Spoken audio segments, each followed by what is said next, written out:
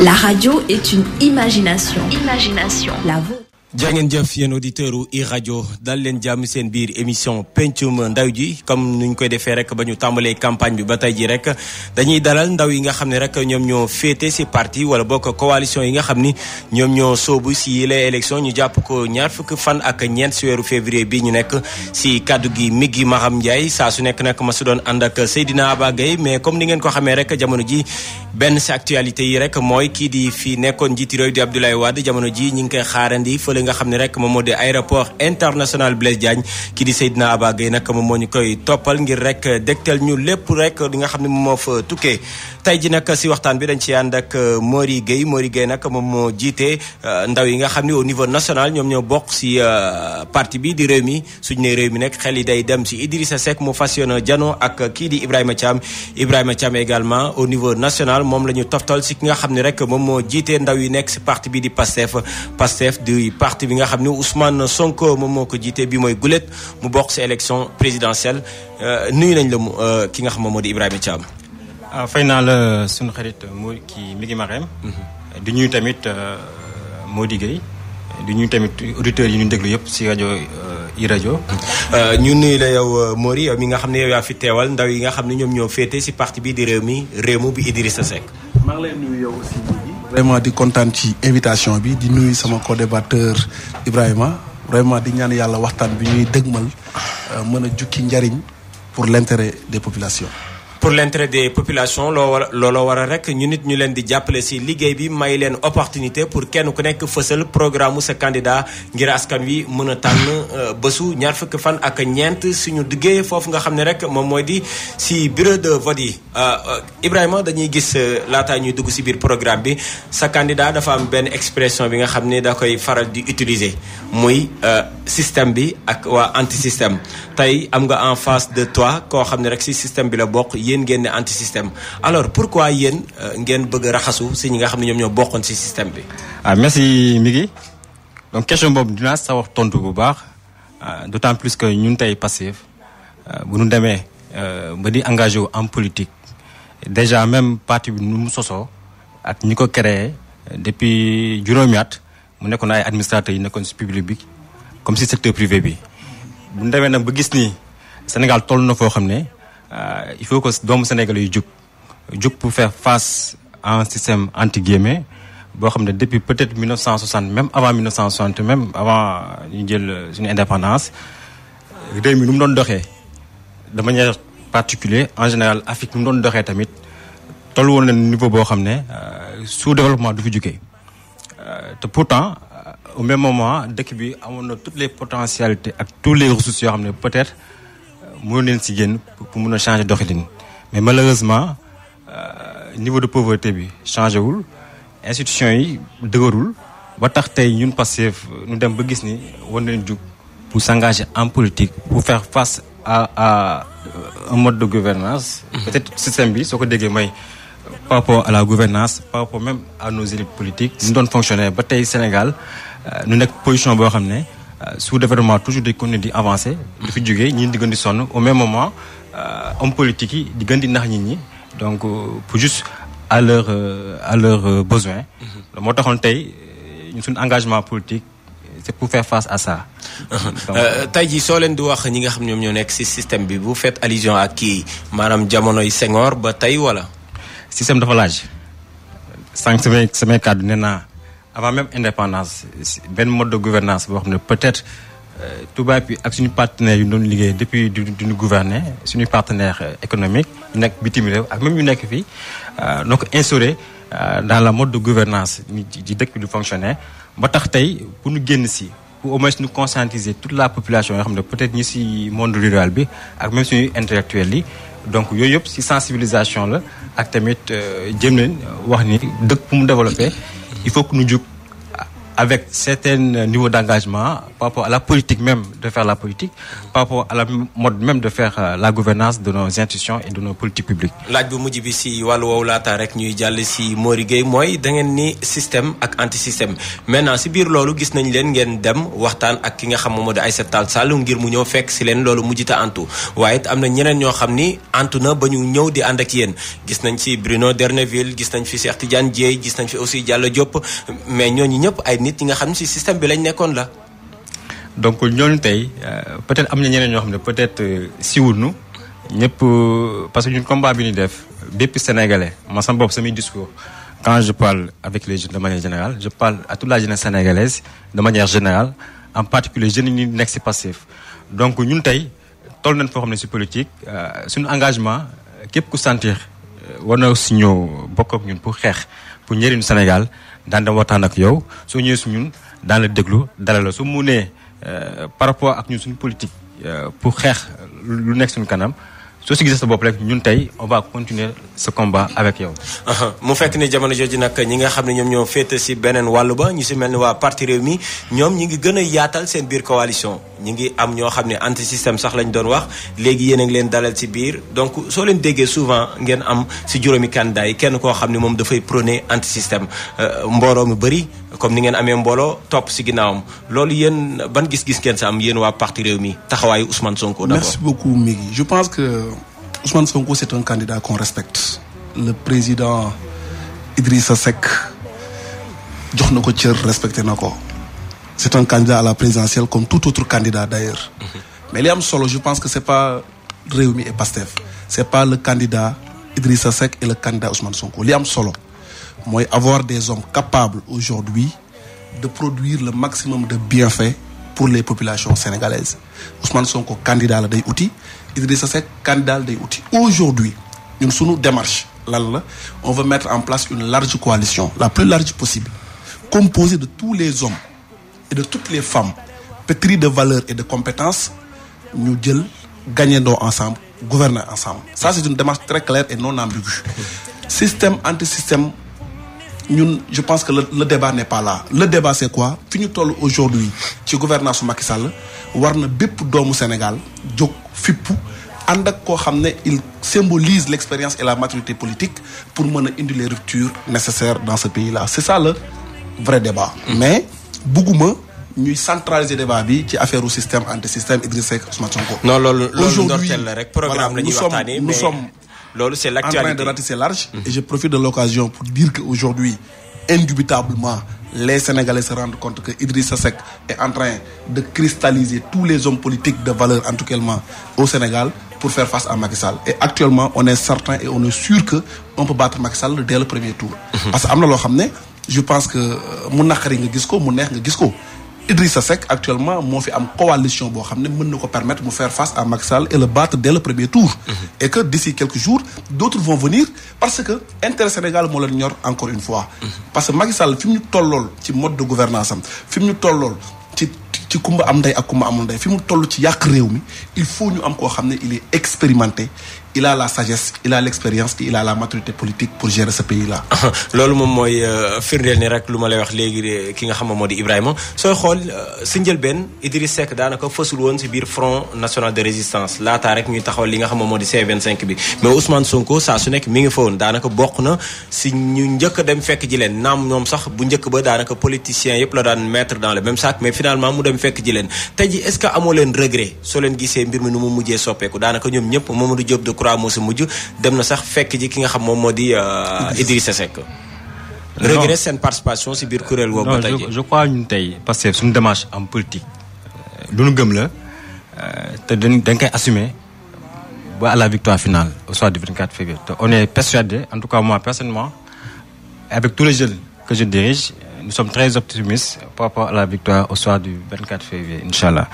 Maintenant regret je crois il y en a pas. Je crois ñun suñu démarche même depuis presque un an suñu objectif loolu la woon peut-être jéem a rassembler opposition ba am 3 pôles yoo xam ne dina nekk 3 pôles d'opposition capables au minimum yóbbu Macky Sall au deuxième tour. te suñu demee ba peut-être situation bi demee nii par rapport à ce qui s'est passé au niveau du pose même plateforme bu Adama Gueye bi bu ñu ñëpp bokkoon ak tamit la coalition C25 peut-être en tant que citoyen en tant qu'homme politique mënu suñu woon ñàkk dem te je crois démarche boobu ñun depuis 2 ans même si campagne législative yi donc approche boobu leen adopté woon fépp fu ñu yaakaar ni tey Pastef war na fa dem pour taxaw xeexal njëriñu opposition bi ak njëriñu Sénégal ñun duñu ñàkk duñu bañ dem foofu si ñoom. donc am su regret à mon avis l'essentiel ñun combat boobu on était présent depuis même si législative bi parrainage je rappelle. loi bi nga doon voté Pastef lépp moo nekkoon si terrain bi doon ko dénoncé ba si ñun sax am na ñu jàppoon jeunes yi mais yeneen opposants yëpp bon du ma nee dañ dawoon mais nekk nu fa woon donc ñun suñu démarche politique à chaque fois on assume. Sénégal su wootee pour sensibiliser les populations dañuy wàcc su ko defee au niveau de l'Assemblée nationale au niveau du terrain daan ko def pour béy si suñu waax. donc je crois si loolu amuñu si regret on assume te ni ngi si suñu yoon donc suñu candidat mi ngi continuer tournéem di campagne ñun tamit et les autres corps du parti ku nekk mi ngi def liggéey bu ko wax par rapport à la campagne présidentielle. D'accord 1 3 15 45 moom mooy vision bu Idrissa Seck alors est-ce que mën nga ko tënkal askan wi Mori Gueye ngir ñu xam lu muy tënk. Absolument 1 3 15 45 je pense que c'est le programme bi sama candidat Idrissa Seck proposé les Sénégalais c'est un programme boo xam ne ñu ngi ko tuddee le Sénégal gagnant le Sénégal d'abord parce que li ñu constaté mooy président bu fi nekk pratiquement à part Abdoulaye Wade qui a su résister un moment ñëpp dañoo jël réew mi tayle ko tubaab bi surtout ñun ñu ne intérêt askan bi dañ koy delloo askan bi lenn moo ñu ñor mooy le Sénégal c'est le Sénégal d'abord lépp lu am doomi réew mi ñoo koy def ànd ko ak xarañte waa réew mi 15 dañoo décliner 15 visions patriotiques yoo xam ne ay gis-gis la ñu jàpp ne réew mi war nañ koo mën a tabax war nañ koo mën a yeggal fenn fii ba muy nekk 15 points maanaam mën naa la ci limal un Sénégal boo xam ne day naw boppam un Sénégal fier am un Sénégal endogène un Sénégal compétitif un Sénégal univoque ainsi de suite 45 1 3 du moins les 3 ce sont les 3 axes stratégiques du programme benn bi ça concerne la gouvernance parce que sama candidat dafa ne le Sénégal a un problème de gouvernance def na tour dëkk bi dugg na ci goxaat yi rencontré na population yi li ñu koy wax ça se résume en un seul mot la gouvernance parce que gouvernance bu ñu ko réussirul installer ko comme mode de vertu et de conduite du peuple dañuy am problème beneen bi c'est l'économie mooy axe 2 bi maanaam bu ñu defaree coppite yi war defar cadrage bi ak il faut que ñu xool nan la ñu mën a suqalee koom-koom gi ba ndaw yi mën a liggéey ba jigéen ñi liggéey ci kër yi mën a am ay salaires familiaux à la place des bourses familiales ba sunu maire yi nga xam ne dañuy xëy dem marché Thiaroye yi di jënd mën a yokk seen gafaka ñu yaatal seen place ki nga xam ne mu ngi am mbaaram di defar dàll mën a am tey soo mënee jënd 100 dàll defar ko bu subaa mu mën a am 200 dàll yu mu jënd ainsi de suite bi ci ëpp nag bi ci mujj mooy kaaraange mooy sécurité bu loolu yëpp amee naataange am na koom dugg na ndaw yaa ngi liggéey cadrage bi baax na il faut ñu sécuriser suñu dëkk ba ki nga xam ne bu tëddee këram yeew ay xaram yeew ay bëyam yeew ay nagam mën a nelaw ba yandoor état bi moo ko war a sécuriser ci ay alalam moo ko war a sécuriser ci njabootam donc ñetti axes yooyu mooy le 3 15 bi wax naa ko le 45 bu ñu tasee 15 visions patriotiques yi dañu am 45 déclinaisons thématiques yoo xam ne ci biir 15 visions yooyu la jógee parce que bu ci nekk am na loo xam ne moom la nguur gi di doxee am loo xam ne secteur privé bi moo ko moom am na loo xam ne c'est une relation internationale la donc ci loolu dañuy def ay déclinaisons yoo xam ne dañuy wan askan bi nan lañ leen bëgg a proposer de manière technique et financière liñ leen wax fan lañ ko mën a jaare ba loolu sotti donc loolu mooy le programme 1 3 15 45 maintenant dañoo dégg kenn par exemple ki nga xam ne moom moo leen mujj wuy si muy Bougane Gueye Dany mu ni soo gisee moom mu dem fekk ji ki nga xam ne moo di Idriss Seck dafa fekk ni moom programme bi nga xam ne moom la defar muy gëm sa bopp Idriss Seck da nangu na intégré ko si li nga xam ne moo di vision est-ce que loolu également voilà ngeen bëgg lenn proposer que Sénégalais ba ñu commencé leen wóolu ngeen bëgg indi leneen loo xam ne xamuñu ko. xam nga li Bougane wax effectivement on l'a intégré parce que loolu moo tax ñu jubóo pour ànd liggéey Sénégal ndax li Bougane proposé ak li Idriss Seck proposé benn la mooy yor réew mi ci yorin wu sell tegu ci njub ak dëgg mu làmboo yërmande pour askan bi loolu la c'est ça le programme de gëm sa bopp il ne faut pas se tromper de cible Bougane a proposé la même chose que nous loolu moo tax ñu juboo am ay critères de convergence donc pour man y a pas de péril en la demeure actuellement ñi war a ànd rek ñooy ànd ñi nga xam ne askanu Sénégal moo leen ñor abréger souffrance population yi ñoom ils se retrouvent sur le programme 1 3 15 45 parce que actuellement tous les experts avertis ont dit que c'est le meilleur programme en termes des critères SMART maanaam loo xam ne da nga koy fixer comme objectif mën ko atteindre avec la réalisation qu'il faut et la réalité qu'il faut loolu je pense que si un programme d'un tel candidat remplit ces critères-là je pense que ñëpp a ci d'accord c'est un programme faisable et réalisable. am na benn poñ boo xam ne rek sànq ñu ngi koy jéem a décortiquer suñu biir édition bi maanaam Idriss Seck dañ ko dégg démb fële nga xam ne moom moo di Sokone ak ki nga xam moom moo di Petit Gueye di maire ba mu ni bëgg-bëggam mooy commune bu ne ñu jox ko 1 milliard parce que jamono ji tamit loolu moom mooy jaaxal askan wi doon na période bi nga xam ni diggéey dafa bëri mais loolu si fan ngeen ko bëgg a jaarale ba matalal. moom laa lay wax xam nga ñun aujourd'hui ci suñu programme. dañ ko defar un programme boo xam ne. c'est un programme triaxial et multidimensionnel ci biir programme bi dañoo décliner ay vision décliner ay thèmes mais aussi dañ ko budgétiser chiffrer ko wax askan bi ne li ñu bëgg a def xaalis bi fii lay jóge vision bi sur le premier quinquennat maanaam 2019 2024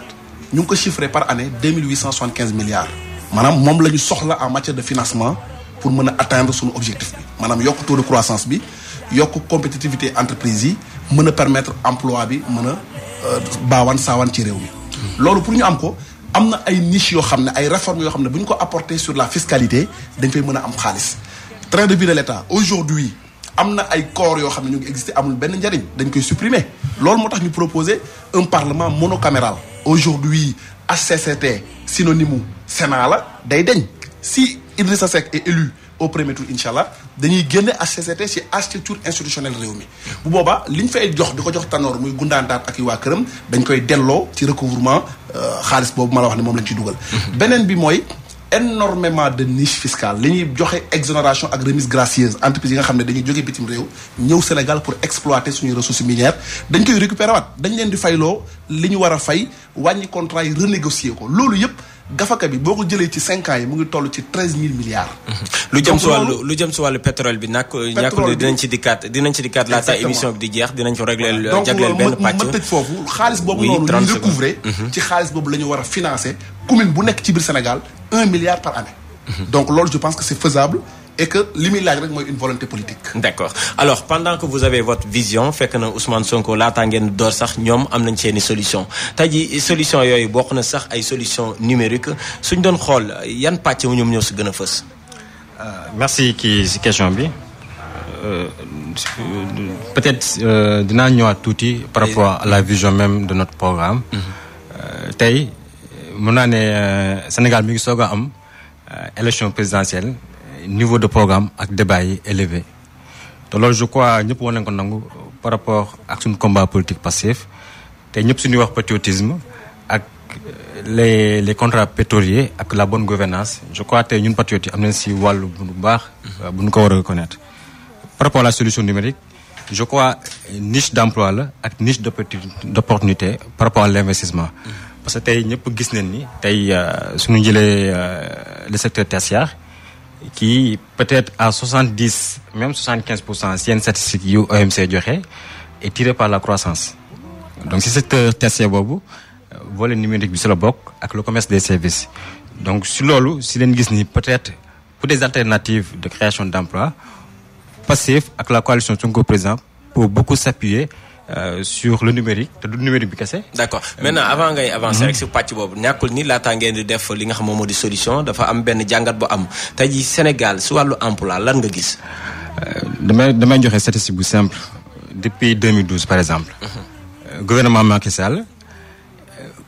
chômeur la gën a créer que d'emploi. Pourquoi tu le dis? Parce que il avait promis en 2012 dinaa créer 500 000 emplois te si débat yi je salue peut-être si ñoom. si ñu ko àndal di liggéey am na si ñoo xam ne dem na ba reconnaître Macky Sall dafa échouer sur la politique d'emploi des jeunes keroog def na benn sortie xam nga fu mu demoon mu ne su ma amee deuxième mandat. c'est lors de la présentation de ce livre. voilà au cœur. su ma amee deuxième mandat l'emploi des jeunes serait une priorité pour moi. mais c'est trop tard parce que jeunes yi il faut le reconnaître te à 70% des jeunes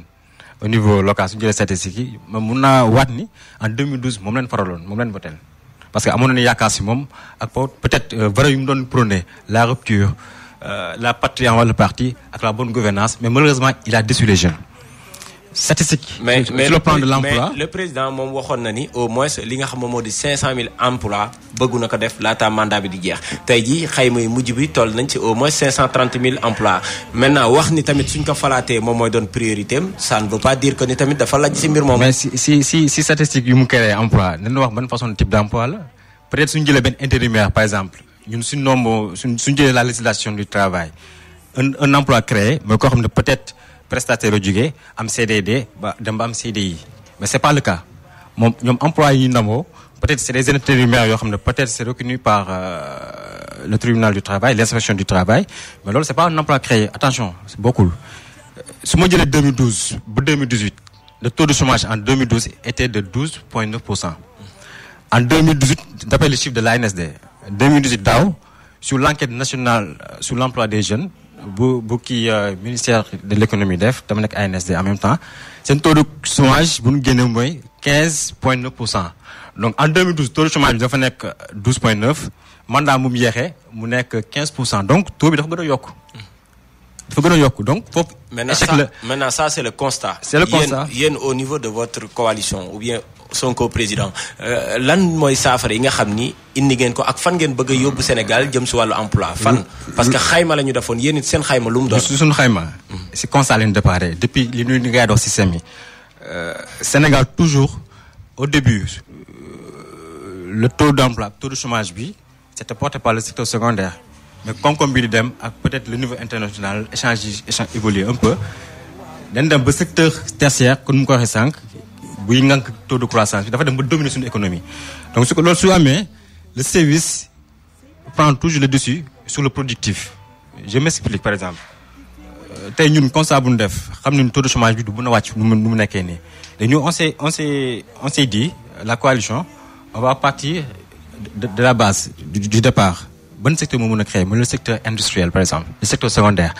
parce que quand on parle de l'industrie su ñu waxee industrie mooy la transformation de nos produits au niveau des régions ñun am na chance depuis 2 ans li def tournée ci régions yëpp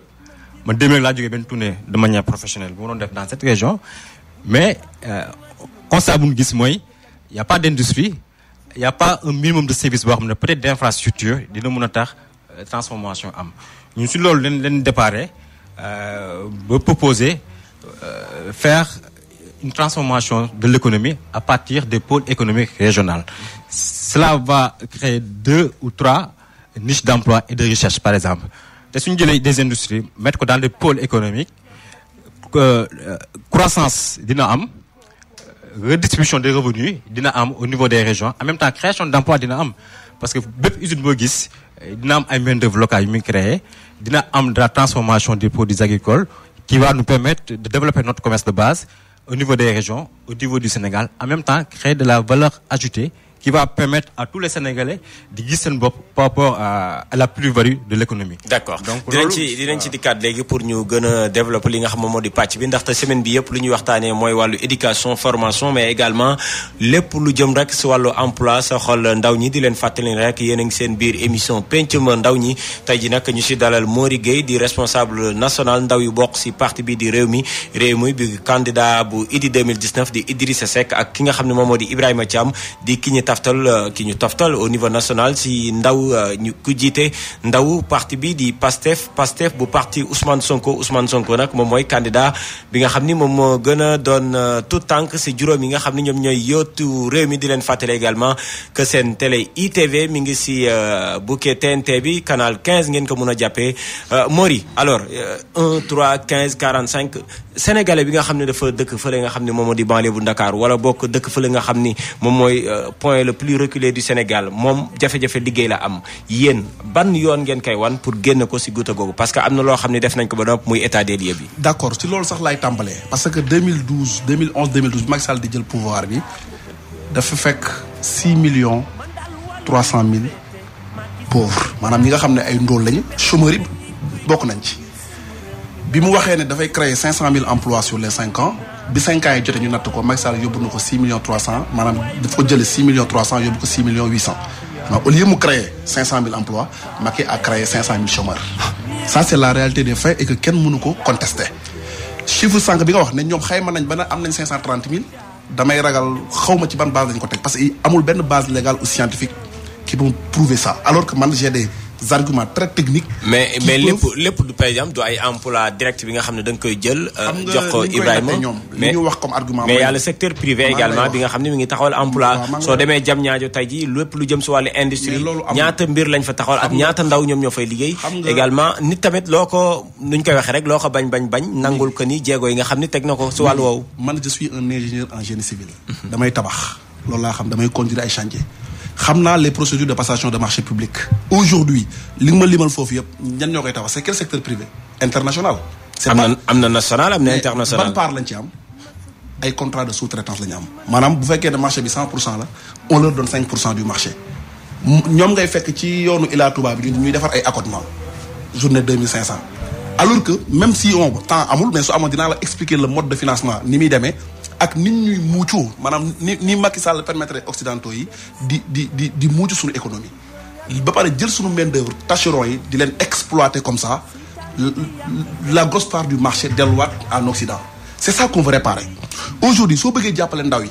amul benn entreprise wala benn secteur privé bu dul sa secteur privé national moom moo leen mën a jàppale en quoi faisant d'abord alléger la fiscalité aujourd'hui entreprise yi amuñu benn opportunité d'accès au marché public limal centre Abdou Diouf Turquie ñoo ko defar pompier jaar fa marocain ñoo ko defar mais environnement des affaires bu nekk Sénégal également tey jii tax na ba kenn ku nekk ñemee jóg taxawal sa entreprise mooy entreprise tey jii bii ñu nekk. xam nga lan moo ko waral parce que l'État a fait une option Macky Sall dafa def option carrément bi mu jëlee pouvoir bi dafa ne option mooy l'État sera au cœur de la construction nationale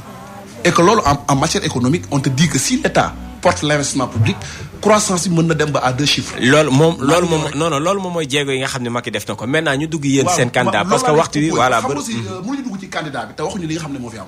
aujourd'hui l'investissement public bu porté construction bi taux de croissance mën na élevé mais du am benn retombée ci jeunes yi ci ménages yi c'est ça qu'on veut réparer. aujourd'hui les fonds vautours là qu'on donne un peu partout pour construire gisoo ci le secteur privé national alors que secteur privé national bi moom mooy recruter emploi tey jii da ngay gis un ingénieur qui a fait bac+5 di ut liggéey pendant 2 ans man am na ñoo xam ne samay ñoo jàngandoo mais pratiquement pour ñu am liggéey problème la lan moo ko waral parce que entreprise de BTP yi jëlatuñu parce que amuñu marché ñun li ñu wax mooy il faut permettre à ces entreprises là d'avoir accès au crédit et au marché public c'est-à-dire que alléger la fiscalité pression fiscale bi état parce que état rek moo mën def loolu environnement des état mënul créer emploi day créer les conditions pour que entreprise bi mën recruter soo ko joxee marché il aura besoin d'une main d'œuvre day def appel woote recruter technicien recruter nangam ainsi de suite. mais Mori loolu moom mooy au niveau des entreprises parce que suñu nee ndaw ñi amuñu liggéey constat bi nga xam ne moom la ñu njëkk wala boog kàddu yu mujj yi nga xam ni moom moo tukkee si moom jëwriñ bu njëkk bi di Mahammed Boun Abdallah Dionne dañuy wax ni jamono ji Sénégal ndaw yi fi nekk jafe-jafe bi mooy formation bu ñuy def la tey jii formation professionnelle bu ñu war a def main d'œuvre de qualité bi moom moo amul donc tey jii mënoo nit ki kaay toog si bureau bi alors que formation bu mu war a def nit ki suivre ko également. mais loolu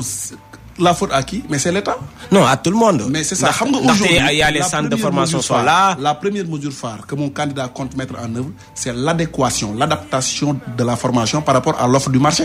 Parce que il a fait des études en droit, il a un travail scientifique. Aujourd'hui, là, le système éducatif de Guinée, chaque année, il y a des chômeurs. Donc, il faut régler ce problème-là par la racine. Mais malheureusement Macky Sall amul benn volonté politique dafa ñëw bàyyi maanaam en fait Macky est venu avec des arguments politiques face à une question économique. C'est ça son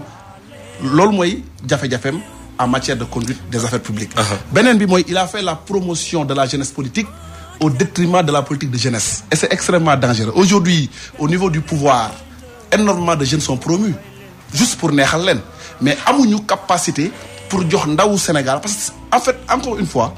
ce ne sont pas les jeunes. Mori en fait man suñu leen ibile plateau bi dama bëgg également mu xaw a am benn objectivité si li nga xam moom la ñuy wax parce que tey jii am na loo xam ni ce sont les faits. mooy kuréel yi su mel ne ki DER. dañ ko taxawal ngir mu jox nit ñi emploi gis nañ fi ñi nga xam ni.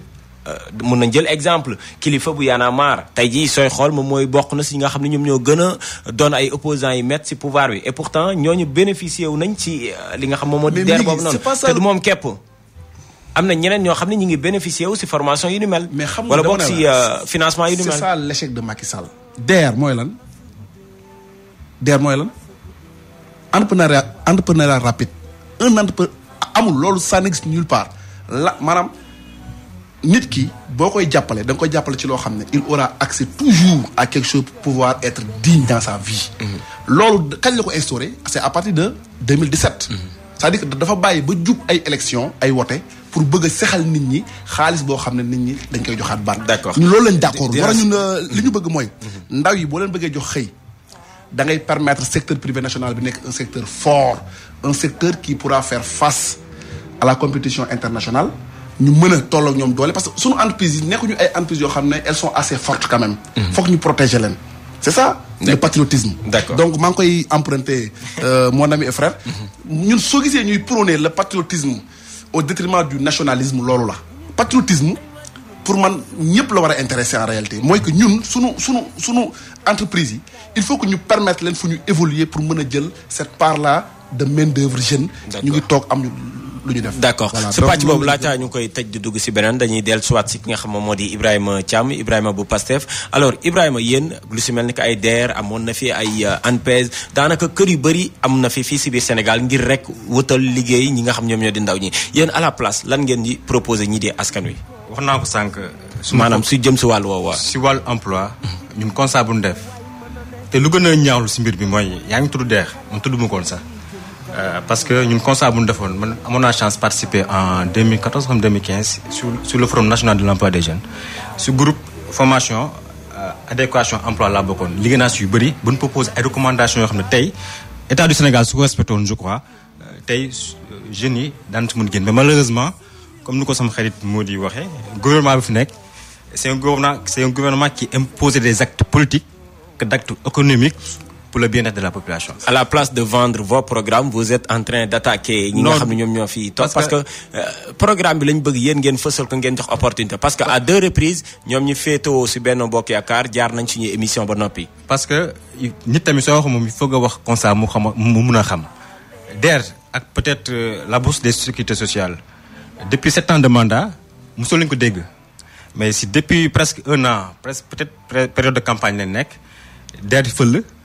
bourse sociale nu yokk ko de 10 milliards pour juste un programme de campagne foofu laa mën a yem ñu nun proposé sànq wax naa ko si secteur secondaire bi dañ compter faire pour porter notre croissance inclusive par la création de pôles économiques région bu nekk par exemple suñu jëlee si bassin arachidier bi Kaolack Kaffrine Fatick et autres ñëpp xam nañ foofu agriculture moo fa dox muy gerte dugub ak maïs ak yeneen dans ce cas ñun on compte faire la transformation de l'économie par les produits loolu suñ ko defee usine dina am industrie dina am transformation dina am suñu importation dina wàññeeku sur beaucoup de produits qui va permettre à une zone de pôle économique de créer une activité de créer de la valeur ajoutée en même temps d'emploi foofu ñun Pastef lu ñu mën a indi comme solution bëri na parce que ñu naan inclusivité mooy am parce que mu nga créer industrie ak infrastructure qui sera portée par la gouvernance locale tey maires yi tey ñu nekk dans les communes ils ont un grand rôle à jouer dans l'animation économique des zones économiques. loolu dina mën a permettre état au niveau central dafay coiffer les pôles économiques di joxe ay institutions et une politique claire pour notre croissance économique qui sera portée de vers le bas su suufee jógee yéeg si kaw. d'accord loolu je crois suñu ko amee sur 4 zones am ko dans le sud dans le nord dans le sud je crois en 5 ans de mandat loolu Pastef yàgg nañ ko wax te tamit ñu suñu programme yi tudd jot na. di ñëpp bokk ñëpp jotaat si. parce que loolu nga ni si 5 ans c'est possible jafe-jafe yi nga xam moom moo jëm si wàllu liggéey mu jeex fii si biir Sénégal ak Pastef. nous on est des patriotes duñ Messi duñ yonent duñ yàlla mais tey engagement bu ñu jox Sénégal yi depuis presque 5 ans bépp engagement bu nu mën a wax daan def suñu kéemtulaay kàttan ak volonté politique parce que lépp volonté la te man je suis persuadé tey patriotes yi am nañ volonté génn Sénégal si guddi gu nekk. te suñu président wax na ko keroog mu demee je crois Mbour. nee na c'est pas le moment de jubiler. tey Sénégalais suñu dénkee mandat en 2019 incha allah en 2024 Sénégalais suñu évaluer ba xam ni un changement am na alors là jubilé mun na am ak tamit sentiment de fierté vis-à-vis des Sénégalais. jamono ji sax ñemewoo leen wane lii di fierté ndaxte gaañ dafa mel lu ñu leen rawee bëri na gis nañ Idy di def remontada mais dañuy dugg si beneen pàcc suñ jeexalee li nga xam ne moom moo di wàllu emploi yi maanaam sànq yaa ngi koy wax léegi jëm si wàllu koom-koom la ñuy waxtaanee. CFA franc CFA parce que jur na coow amul candidat bu si waxul lan mooy position bu réew mi bu Idriss Seck. d'abord balaa ma dugg ci franc CFA laaj nga affaire emploi xam nga sànq laaj nga ma ne ma lan ngeen di proposé ñun dañuy sukkandiku ci agriculture pas comme levier mais comme moteur de développement économique parce que lenn moo tax. aujourd'hui dañoo def constat def diagnostic gis ne agriculture bi 60% ci waa réew mi ci loolu la ñuy yëngatu mais agriculture bi li muy contribuer ci PIB matul sax fukki poñ ak juróom 15%. donc les problèmes lan la problème ndox mooy la maîtrise de l'eau aujourd'hui sunu programme fexe nañu ba ndox mi nga xam ne moo manqué baykat yi. ci àll bi ñu gasal leen ay forages yu gën a doy ay bassins yu gën a doy pour que au lieu ñuy liggéey 3 mois sur 9 sur 12 du mois ñoom ñu liggéey 9 mois sur 12. suñ doon xool si wàllu pourcentage tey soo leen doon nattal ñoom baykat yooyu seen budget bi nga xam ne moom ngeen da am fan ngeen koy xayma. moom laa lay wax xam nga aujourd'hui prévoir nañ par année recouvrer 2875 milliards ñoom seen pàcc mu ngi ci biir et que fi ñu koy jëlee sànq ba tey maa ngi koy lim je pense que temps moo amul moo tax du ma ci mën a dugaat mais jàppal ne sur le plan financier fi ñu war a jëlee xaalis bi yëpp lépp pare na noppi na. d'accord li des mooy jël ko rek dugal ko ci. d'accord fukki simili moom dese mooy CFA. ci franc CFA je pense que wax nañ ko waxati ko. c'est une question boo xam ne day intéresser le peuple sénégalais effectivement parce que c'est une question de souveraineté nationale. aujourd'hui li ma ciy xaw a déplorer rek mooy on est en train de politiser une question économique c'est-à-dire que le franc CFA est une question extrêmement sérieuse mais malheureusement ñun dañu am benn sursaut patriotique benn orgueil boo xam ne daf ñuy sax dugal parce que les gens ont tendance à croire que le franc CFA. fan nga nemmeeku orgueil boobu noonu. non fan c'est nga parce gisee ñan ñoo que koy même quand tu discutes avec un Sénégalais dugal ci taxi wala ci bus fu la neex dañu jàpp ne franc CFA dafa am benn connotation coloniale maanaam tubaab yi ñoo ko fi indi di jël suñuy devise 50%. tu entends du n'importe quoi man li ma jàpp mooy. génn bi moom lu war la mais nan lañ ciy génne ndax amul benn dëkk ci àdduna bi bu développé wu avec pas avec ta propre monnaie. li ñu proposé mooy franc CFA day dee de sa belle mort mooy li ñu naan mourir de sa belle mort looloo koy dal parce que en 2020 les états de la CEDEAO ont convenu que incha allah dañuy génn ci franc CFA. loolu la ñuy tuddee un dépérissement graduel adossé à une solution régionale impérative. xam nga loolu yomb na kon pour man c'est pas la peine de crier sur tous les toits qu'on va sortir du franc CFA puisque mu ngi en dépérissement graduel xam nga lan mooy loolu. mooy day dee di dee ba ñu am une monnaie unique de la CEDEAO. dem ci nag concevoir une monnaie africaine. d'accord c'est ça la position. d'accord dafa naa ne suñ tey ji suñuy wax nit ñi di wax si wàllu franc CFA bokk na si candidat yi nga xam ni daanaka bés bu nekk ñu wax si muy Ousmane Sonko alors soo déggee Mori par exemple nu muy waxee parce que dafa mel ni ñu siy wax ñëpp dañoo xamul au fond réellement qu'est-ce qui se passe avec le franc CFA est-ce que yéen seen candidat du loolu moom moo ko dal si mbir mi parce que moom gis-gisam c'est clair et net dañ ciy génn. non loolu tamit on assume. te lu position bu mu wax patriote yëpp da nga ko assumer du mu ñëw si question technique parce que coow li bëri na trop te ñu si wax peut-être maîtriser wuñu ko mais ñaari mbir laa lay wax tey soo bëggee développer dëkk ñaari politiquement politique budgétaire ak une politique monétaire tey pays africains yu bëri surtout les pays en développement ñu amul monnaie politique budgétaire lañ def te politique budgétaire lan moo ko lal emprunt moo ko lal fiscalité ak les grands investissements tey wax naa ko sànq ci question système bi mode de gouvernance bi moo dem ba imposer nu par la complicité de la France système boobu mu nekk système boo xam ne tey soo jëlee par exemple dernier rapport bu Banque africaine de développement joxe ci fukk ak juróom pays yu gën a riche en Afrique benn pays bi utiliser franc CFA bokku ci donc loolu tey si leen départ pour au moins utiliser la politique monétaire pour le Sénégal kenn xamul peut-être monnaie nationale lañu am comme monnaie communale au niveau de la zone régionale tey loolu dina mën a permettre tey Sénégal am une politique monétaire boo xam ne tey dina mën a basé wu si loolu par exemple sur la baisse des taux d'intérêt bi banques yi dina accordé tey ñëpp xam ne les banques surtout les banques commerciales yu fi nekk duñ accompagner le secteur privé parce que on n'a pas une politique monétaire boo xam ne état bi mën na si appuyer pour financer les ménages même ak même de financer les entreprises et le privé de manière générale loolu tey c'est une obligation pour tous les pays africains surtout ñu tey nekk ci zone UEMOA ñoo xam ne peut-être amuñu une politique monétaire parce que politique budgétaire théoriquement loolu lañ doon jàngal à l'université mais dans la pratique c'est une politique boo xam ne am na ay limites par exemple taux de chômage bi manque de financement des PME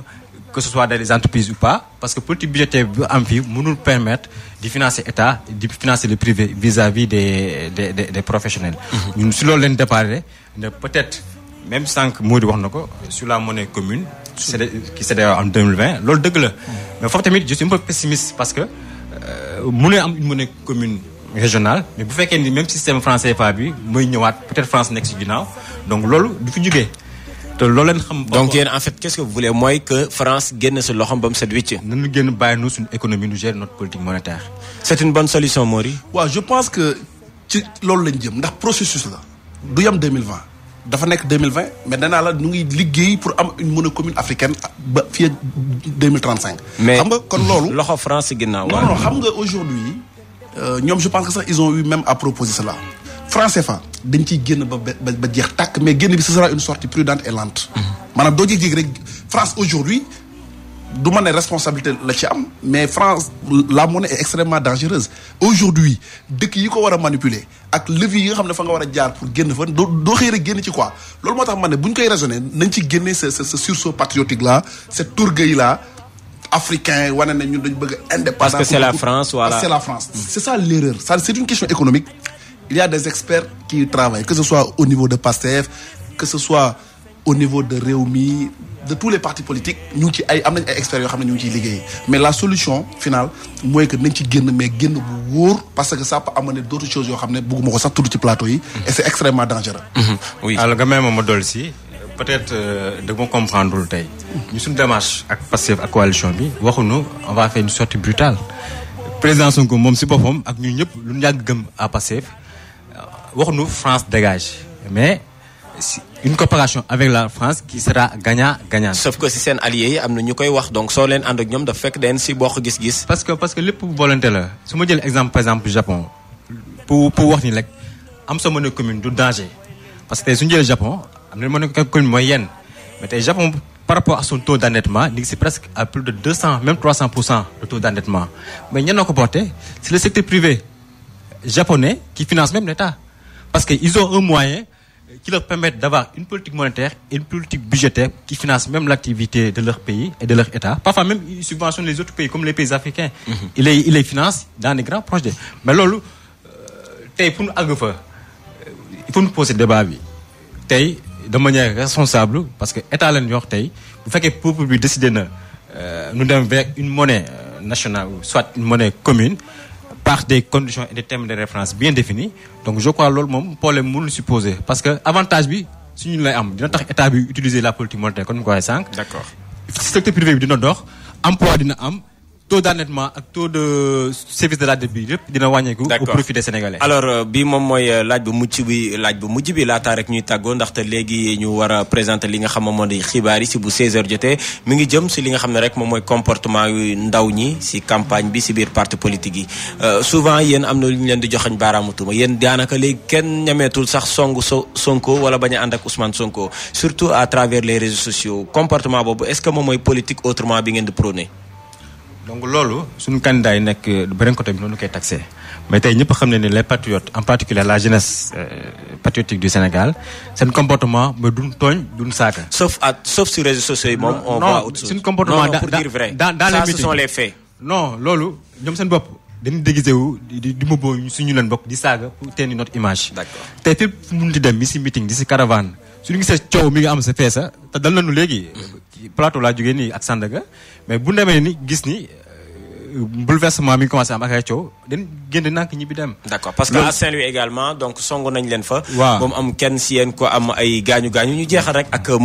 Mody alors ban appel ngay def si ndaw ñi ak campagne électorale bi seen taxawaay. waaw man je pense que campagne électorale c'est un moment d'échange programmatique ku nekk day jaay sa programme dem dagaan baatu askan bi pour ñu voter la. ñun Sénégal ñu ñëpp ay mbokk lañ violence xaju fi aujourd'hui man en tant que responsable national des jeunes du Rewmi je pense que j'ai eu à le faire à maintes reprises avant ñu dugg ci campagne bi dama convoquer toute ma jeunesse toute la coalition ne leen campagne bi du xeex du xuloo il faut que ñu mettre en avant la force de la conviction dem fexe wax ak askan pour ñu jox ñu bopp mais ñun en tout cas dañuy déplorer violence ci forme bu mu jógee mais li may terminer mooy que askanu Sénégal surtout la jeunesse nous avons un candidat boo xam ne allié na expérience ak maturité. Aujourd'hui moo fi nekk comme alternative ne ñëpp booloo ci ginnaawam pour que Macky Sall moom. par A ou B moom sax li ma koy ñaan personnellement mooy. maa ngi koy lancer appel. pour mu ñëw rejoindre la coalition Idy 2019. merci beaucoup ñu ngi doon seen émission pencum ndaw ñi fii lay yam mi ngi Maham Ndiaye ma si doon feggoog Mori Gueye bu parti Rewmi moom mooy jiite ndaw ñi au niveau national ak Ibrahima Thiam moom mooy jiite également ndaw ñi au niveau national topp si ki nga xam moo di njiit li mu nekkoon seen émission pencum ndaw ñi si doon waxtaanee rek seen programme candidat di jaajëfal baax a baax Sele Diallo mu nekkoon si caméra bi mais également Pierre Dieng mu nekkoon si technique bi Neskis Iyane Demba Tine moo fi toog ngir tënk leen xabaar ci kàllaamay Kocc jàngeen jëf. La radio est une imagination. La